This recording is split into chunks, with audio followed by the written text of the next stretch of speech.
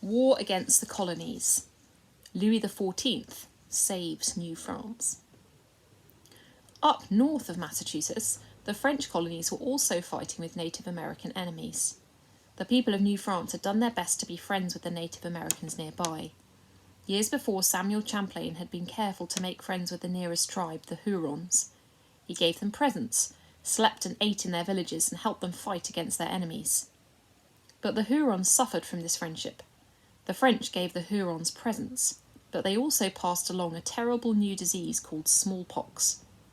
The Hurons had never been near smallpox before, so their bodies couldn't recognise the germs and fight them off. They began to grow ill.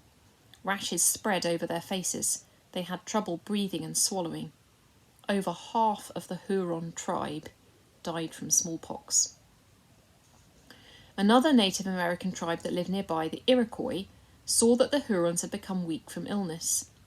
The Iroquois had always been more warlike than the Hurons, so Iroquois armies invaded Huron land, burned Huron camps and longhouses, and killed hundreds of Huron men and women. The Huron tribe disintegrated, and the triumphant Iroquois claimed their land. Then the Iroquois set out to destroy New France, because the French had been friends and allies of the Hurons. Small parties of Iroquois warriors raided farms in Quebec, burning houses and killing settlers. Other war bands laid siege to Montreal, the largest settlement in New France.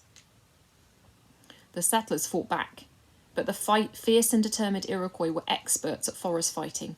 They appeared and disappeared with bewildering speed, leaving death and destruction behind them. The attacks went on and on. More and more French settlers left the dangerous lands of New France and went home. The colony shrank until it had almost disappeared. But then the King of France, Louis XIV, stepped in to rescue New France. Louis XIV, the Sun King, had spent years fighting wars to expand his French empire. He didn't intend to lose his colonies in the New World, so he sent soldiers from the French army over to fight the Iroquois. He promised these soldiers that he would give them land in the New World if they would save New France. The French soldiers sailed to New France and marched off their ship, ready to fight. They had muskets and cannons. They'd already fought bloody wars on the battlefields of Europe, and they were sure that they could defeat the savages of North America. They were wrong. The battlefields of Europe hadn't prepared them to fight in thick woods and tangled brush. Even with their bullets and cannonballs, the French soldiers weren't able to defeat the Iroquois nation. But they did manage to protect the settlements of New France from attack. Finally, the Iroquois agreed to observe an uneasy peace. They retreated to their own land, and the French soldiers settled down on their new land, ready to begin new lives. Now they were faced with a different problem. Louis XIV had sent hundreds of soldiers, all men, to New France. These soldiers wanted to start families and raise lots of little French Canadians. But there were 6 men for every woman in New France.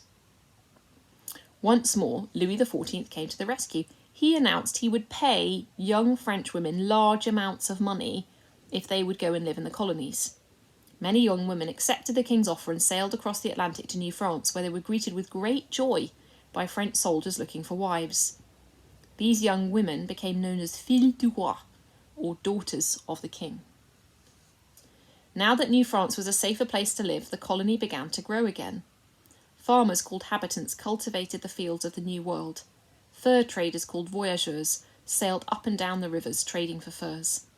Ships from France came to the ports of New France, bringing French goods, newspapers, and more settlers. The towns of Quebec and Montreal grew larger and richer. The streets were laid with cobbles. Stone houses stood proudly in the middle of each town. Silversmiths, wig makers, and tailors worked hard on their crafts. The gentlemen and ladies of New France, like the courtiers of Louis XIV over in France, decked themselves with silk, lace, powdered wigs, and jewellery. But the Iroquois had not given up. Once again, they began to attack the rich towns and farms of New France. One October morning, the farmer François Jarret lay peacefully under the mellow fall sun.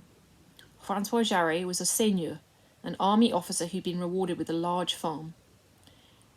Jarret's arm was called Verchères. Many farmers lived on the lands of Verchères, cultivating Jarret's fields for him.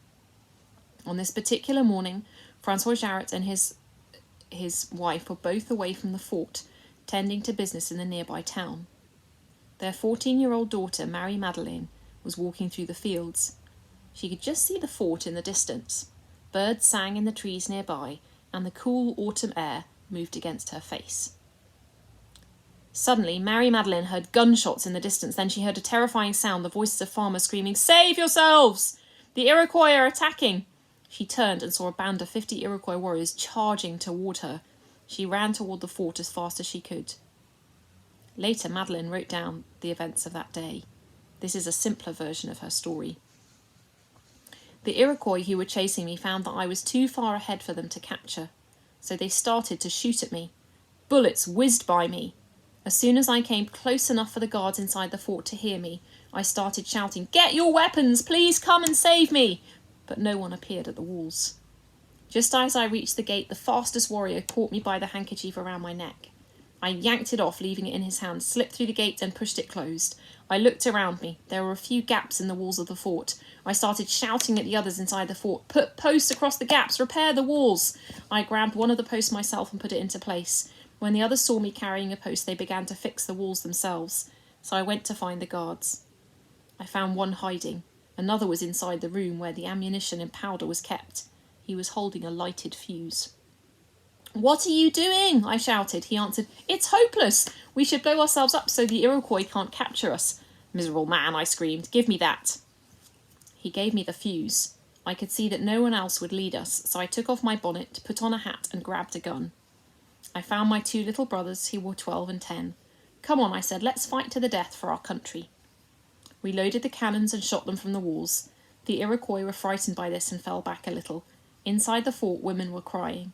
I ordered them to be shut up inside a room so that our enemies would not know that we were frightened. The sun was setting, the sky was filling with clouds, snow and ice had begun to fall. I knew that the enemy would attack again as soon as the night grew dark. At night we stood on the walls, guarding the fort against the invaders. I took one corner. My 2 brothers took 2 more. The last corner was guarded by a man of 80 years old. For 8 days we held the fort against our enemy. Finally, French soldiers from a nearby settlement arrived and drove off the attackers. For her bravery, Mary Magdalene de Verchères became a French-Canadian heroine. Her statue still stands in Quebec today.